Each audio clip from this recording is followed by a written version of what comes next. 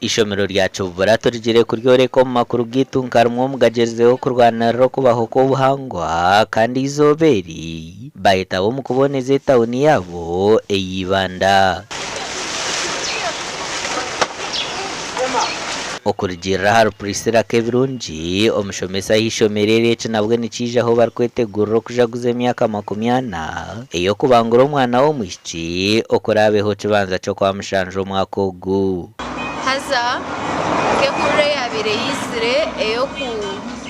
eyo conserving environment ninga eyo kurinda obuhangwa bwensi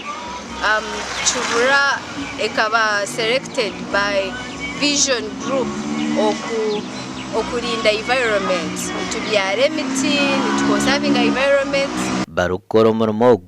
oguhona yoreka kaba karya habicupa hamwe nevera ibyo abantu bari kugendana banagana gabura hamwe kubaka vera nekatwara emyaka myinshi kujunda ekicupa ekyo kunyweramo kanagaho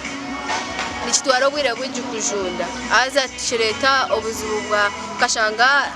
drainage system ne siskara omukujaguza emyaka 20 y'ishomerero hona nabwe no barundana sente zo kombeka ecombeko cha science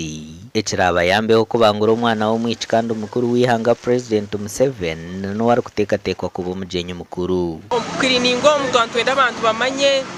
baterero muhimbo bize batwase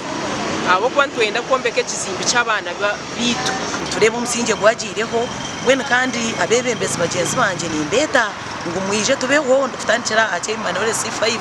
Ibanda district RDC abeby'obuyonja ha municipality y'Ibanda bayereko kusima ahabwa beja bayeta bo mu kuboneza tawuni G gasha kwa Timothy Mushabe.